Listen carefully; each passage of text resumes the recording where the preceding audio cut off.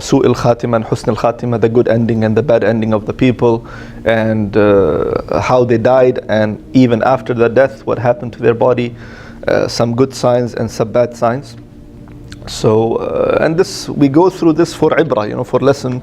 So we also, we try our best when we hear the good signs, a person is dying in a good condition and in a good way, and things, the signs that we go through the body, through the story, we say, Ya Allah, make us among those people who die in this condition.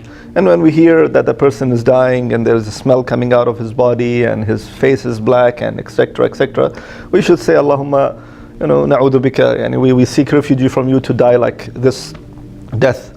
So today's story is about the signs, the good signs that shows in the body. Now, for example, if a person dies on Friday, we say, wallahi, it's a good sign, a person died on Friday, so we know these things, normally.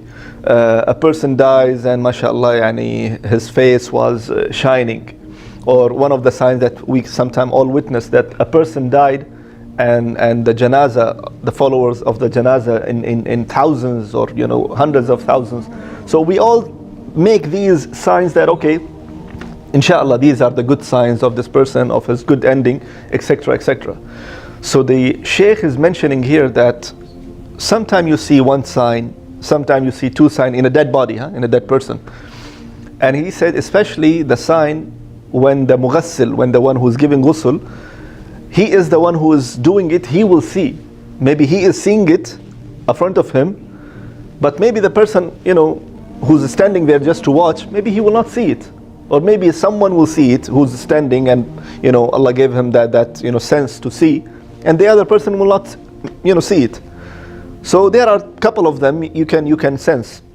But the Shaykh said that this is first time in my life that I saw 7 signs in one body. 7 signs in one body that I was astonished. I was surprised at what this man did in his life. So first of all, the Shaykh got a call. Shaykh, come to our house. Our father passed away. We want you to give him a ghusl. He said, inshallah. He went all the way to the house. The house is a very simple house, not very big. And he went inside. He said, where is your father? So he said, our father is under the stairs. The stairs. Sometimes there's a space, and this space normally in a way that there is no ventilation, there is no air condition, there is no enough light. So the Shaykh says, why are you keeping your fathers there? The place is not physically is good. So the sons said, we don't have any other place for ghusl. This is the only one place we have in our small house. The Shaykh says, yallah, no problem. He went inside that place, a small tiny place. And he says, normally, if you keep the body in a place that there is no air, no ventilation, 4 to 6 hours, you will start smelling the smell of the body, and the body start, releasing liquid and smell. So he said, anyways, I went inside. So the first thing that we do as a mughassil, as those who give ghusl to the body, they said, again, I mentioned that they will put their elbow or this side of the hand on the chest and on the tummy, and they slightly push it. Why? Because anything inside the body, from the waste, from the filth, that comes out from the private part. So he said that happens with anybody.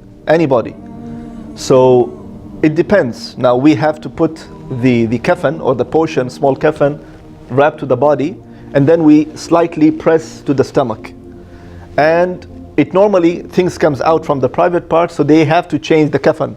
They throw the first garment or the piece of cloth, and then they put the other one. And then they put the other one, and sometimes it goes to the 11th time. 11th time that the person is releasing from his body. Now, this guy, he said, okay, I changed his clothes, I wrapped him in a kafan, and I start slowly pushing his stomach. He said, I did it first time, nothing came out. Second time, nothing came out. Third time, nothing came out. So the Shaykh realized this is the first time, first of all, And again, we don't maybe understand this, but the Shaykh saying this is kind of impossible. That a person is dead, he cannot control his muscles, his body, anything, nerves, nothing. and still we are pressing his stomach and nothing is coming out. So he said, after the third time, I didn't do anything, but I realized that this is the first sign, or one sign that mashallah this man is inshallah in a good status. Now after giving the ghusl, he realized that the man is dead. The man is dead and his finger is like this. Subhanallah. All the time he is dead and his finger pointing like shahada. Now the Shaykh is saying the dead body, normally you can still put some hot water or put some hot towel on the body. If the hand is like this, you keep putting hot water and then you make it straight. If the hand is closed, you can keep putting the hot water and you can open it. Now the body was still soft, and the Shaykh is trying to open the hands and it goes back. The Shaykh is trying to open the hand and it goes back. The Shaykh says that it shows, by the way, when I wrap him, it will show something is different than the entire body, stick out. So he said, I try to make the hand straight and it comes back. So the Shaykh says, well, keep it as it is. The man died in this condition, I will not do anything to it. So this was the second sign that subhanallah his shahada, his index was pointing like a shahada and he died like that. Now after the ghusl and after everything, he brought with him, as normal, they bring sidr, one of the kind of herbs that they put it on the body. They bring some atar, some fragrance, and some carrefour and some of the things. So while he is asking the son of that person, that can you bring me that bag so I can remove the stuff. So while he is taking out the atar, he starts smelling some unusual, amazing fragrance. So the Shaykh thought that this fragrance is one of the sons, those who are standing here. He put it, and the Shaykh start thinking that, what, this is amazing, atar. After the ghusl, I will ask the son to give me some so I can put it on the father. Even though what I have is good quality, but this is something amazing. And the sons thinking that this smell coming from the Shaykh, and after the kafan and everything, they will go and ask the Shaykh that, can we borrow from you this wonderful atar, wonderful smell. And this is keep increasing and increasing and increasing until they put their own fragrance that the Shaykh got on the body, but that what the other one was overcoming everything. The smell that was coming, and they don't know, yet they don't know. Still, the Shaykh is thinking that this is from the sons. The sons is thinking, they are thinking that it's from the Shaykh.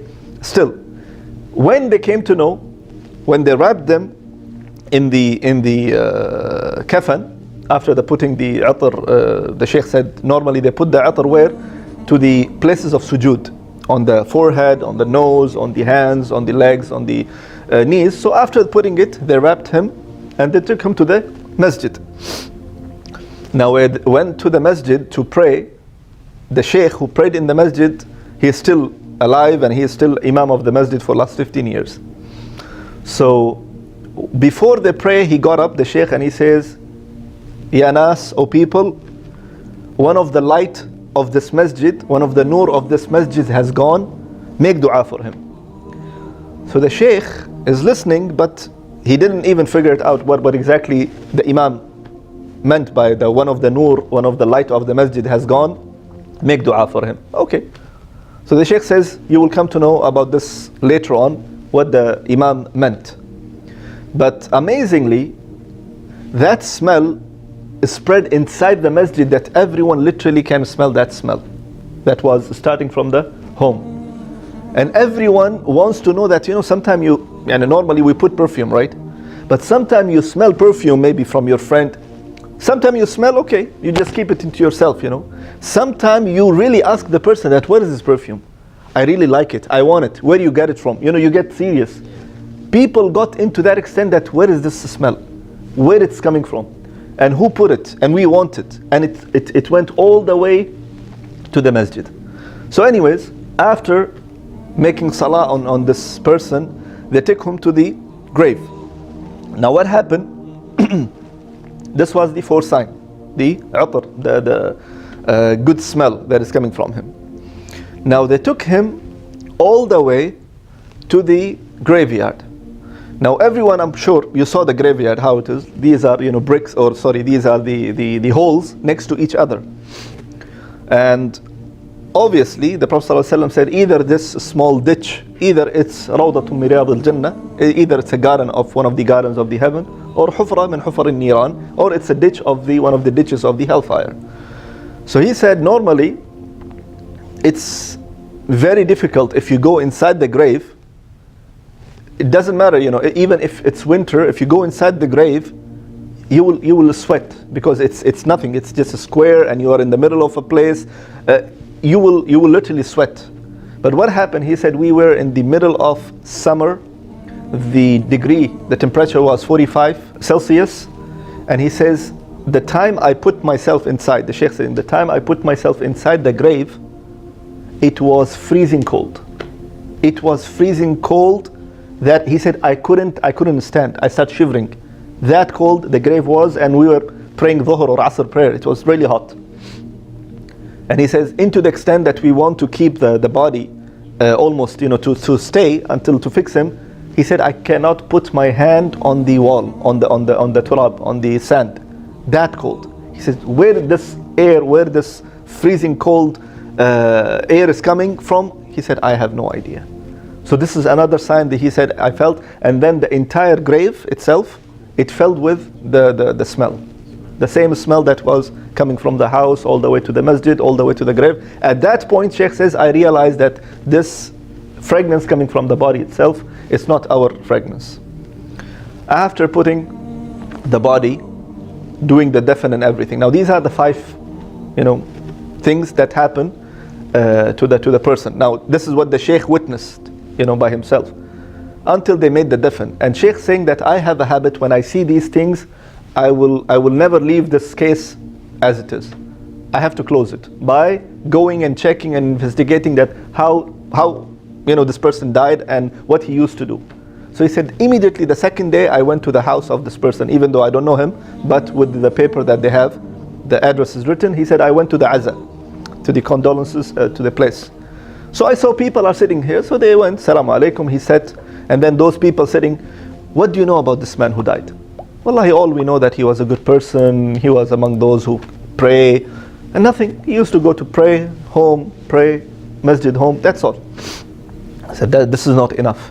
Then he started asking the other people, same people, they said, Wallahi, we don't know much about him. We used to see him in the masjid, he's a very good man. So he said, no, but I want to know more what he used to do. So one of the guys, he said, see, that side, the son is sitting there, go and ask the son, maybe he can tell you more. So he went all the way to the son. He said, Assalamu alaikum, I'm the sheikh who gave the ghusl, etc., etc. I want to ask you something. He said, Tfaddal ya sheikh, what you want to ask? He said, what your father used to do. You was with me standing in the maghsala, in the place where we gave the ghusl. And you saw many things from the starting, and subhanAllah, I missed one point. While they are giving ghusl under the stairs, the father is saying, I saw the face of this person and it's glowing.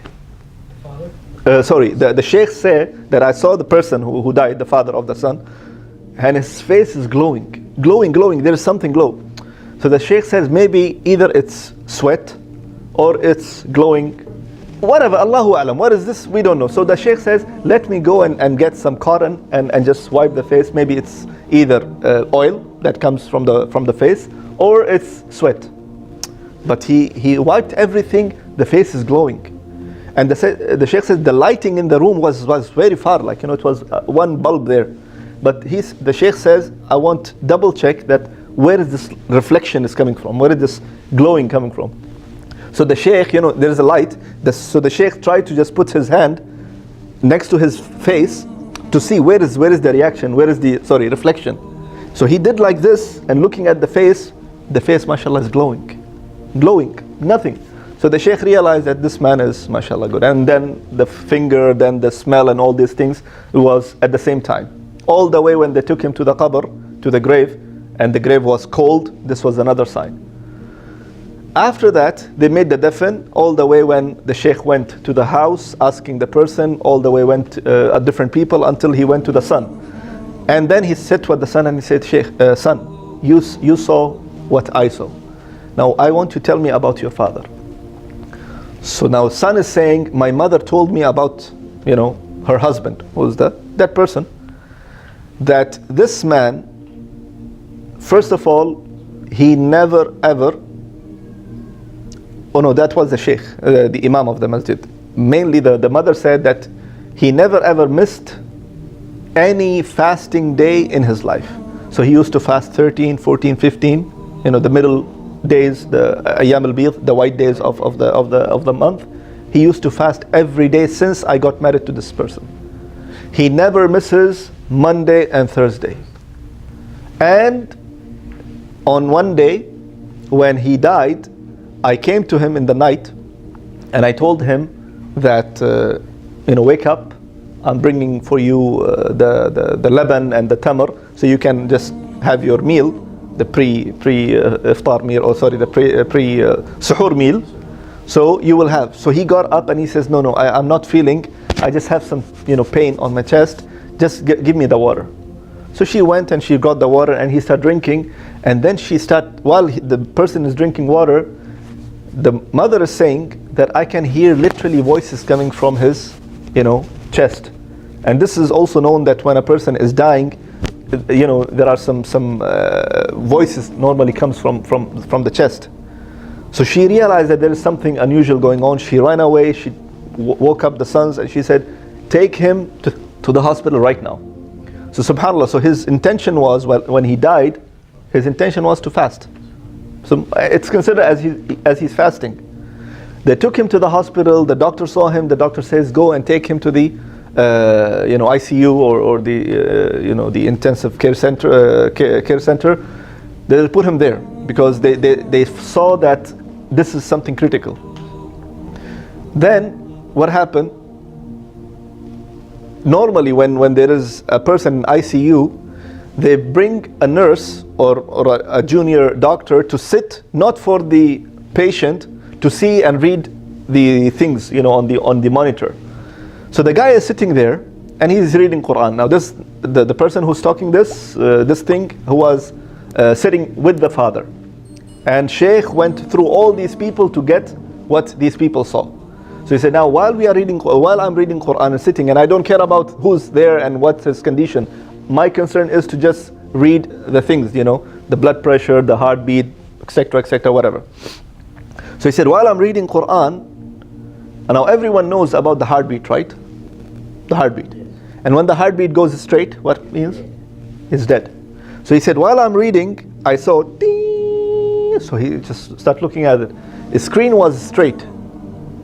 So obviously he saw the screen, and then suddenly he saw something is moving. So he saw, while he is dead, he did like this. Subhanallah. While the heart is straight, he saw the body, and the body was like this. He saw something moving, so that's why he saw the finger was like this. So he freaked out. He closed the Quran. He went outside to call the doctors and the senior doctors and whatsoever. They came, they did the whatever is needed from the necessary things, pushing him for the breath and all these things, and the person is dead. But the last thing that this person saw, that his finger was raised while the monitor is giving you straight beep. Subhanallah. So this is what he said to the Sheikh. Then Sheikh remembered who? The Imam. What the Imam said? Who remember? The Imam who prayed? That one of the nur of the masjid, we just lost it. So he went all the way to the Imam. He said, Sheikh, I'm the one who gave the ghusl, I'm this and this person. He introduced himself. Now you said one word.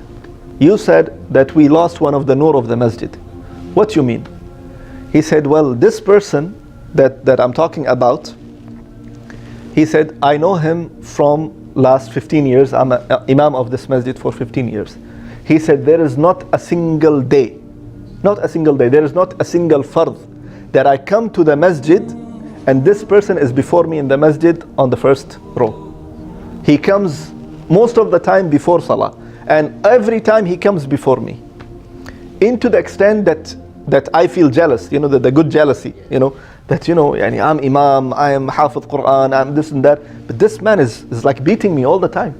Every time I come to the masjid, he's there. into the extent that the Haris, the janitor of the masjid, he is like, this man is like, really making my life difficult. Why? Because every time when I come and open the Fajr, especially the Fajr and Isha, he said, these two prayers, this man is giving me tough time. Who's saying that? Haris. How? He says, every time I come and open the Fajr, I find this man is sitting at the door of the masjid and reading the Quran. Okay, I open the door of the masjid, we go and pray. Normally after Salat al-Fajr, most of the people, what they do, they go home back and they sleep. And this person, he never leave. And the Haris saying, I want to sleep. I want to sleep. I want to close the door. But this man is sitting in the masjid. So he said, he used to give me a tough time. And after Isha, same thing. After Isha, everyone leaves the masjid, we close the door. He sits until the last person leaves. If anyone is sitting there, he will sit and read the Quran.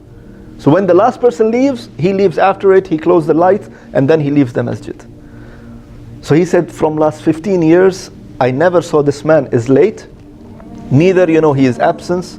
Neither, he is late, that I come first and he is coming late. So he said, that's the reason I call him, he was the light of the masjid. He was the nur of the masjid, and we lost this person. So subhanAllah, so these are, subhanAllah, 7 signs that the Shaykh mentioned, that all these things that came into one person, obviously, this is a good ending. And we ask Allah subhanahu wa ta'ala to make us among those who are, mashallah, doing, these things.